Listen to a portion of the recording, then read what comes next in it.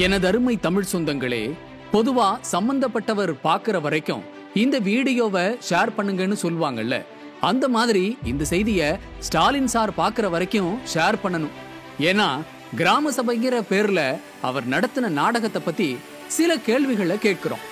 தமிழகம் முழுவதும் இருந்து 10,000 கிராமங்களில் நடந்த கிராம சபை கூட்டங்களில் காணொலி காட்சி மூலம் கலந்து கொண்டு கதை கதையாய் பேசியிருக்கிறார் ஸ்டாலின். அவர் வீடியோவில் பேசியதால் நம்மால் கேள்வி கேட்க முடியவில்லை. வீடியோவில் கதை சொன்னவருக்கு வீடியோ மூலமே கேள்வி கேட்போம். தமிழகம் முழுவதும் உள்ள குழந்தை தொழிலாளர்களை ஒழிக்க வேண்டுமாம், அதற்கு நாம் அவருக்கு உதவ வேண்டுமாம் ஸ்டாலின் சொல்லி இருக்கிறார். ஒவ்வொரு வீட்லையும் குழந்தைங்க படிக்கிறத நாம் எல்லாரும் உறுதி செய்யணும்.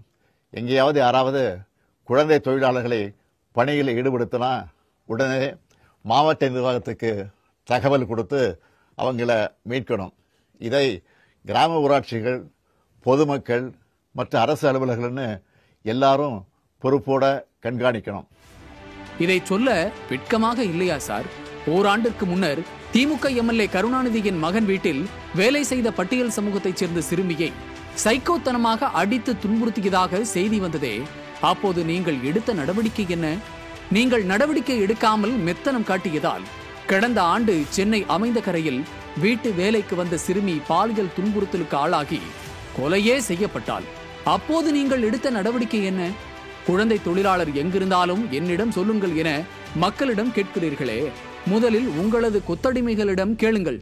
உங்களது எம்எல்ஏக்களின் வீடுகளின், அமைச்சர்களின் வீடுகளில், அவர்களது சகாக்களின் வீடுகளில் எத்தனை சிறுவர்கள் பணியாற்றுகிறார்கள் என கணக்கெடுங்கள். இதற்கென ஒரு துறை இருக்கிறது, மாவட்ட நிர்வாகம் இருக்கிறது. அவர்களை பணி ஏவ திறமையில்லை, மக்களிடம் வந்து வசனம் பேசுகிறீர்கள். இதனால் என்ன பயன்?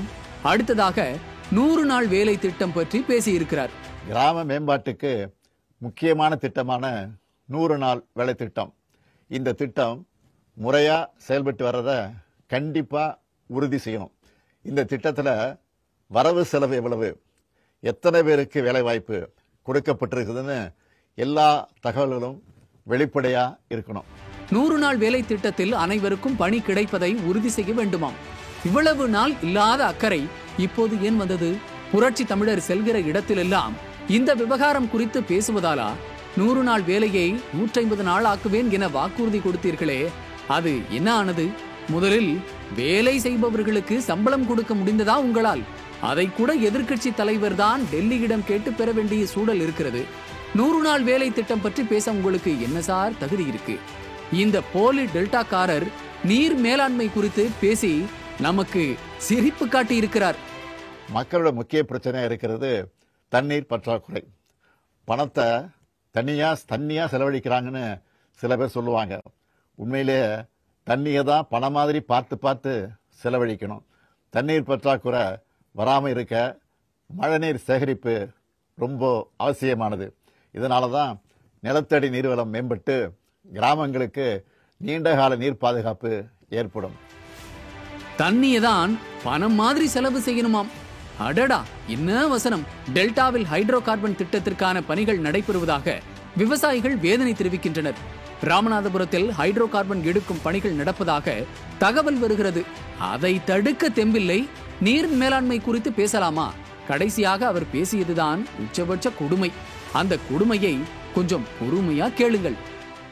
கிராம ஊராட்சிகளின் நிர்வாகம், நிதி மேலாண்மை வெளிப்படையா இருக்கணும். கிராம சபை மூலம் வரவு செலவு கணக்குகள் மக்களிடம் விளக்கப்பட்டு அவங்க ஒப்புதலோட செயல்படணும்.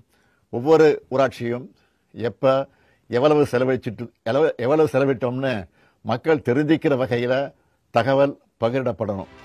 வெளிப்படை தன்மையோடு இருக்க வேண்டுமாம். யார் யார் எதை பேச வேண்டும் என்பதே இல்லை.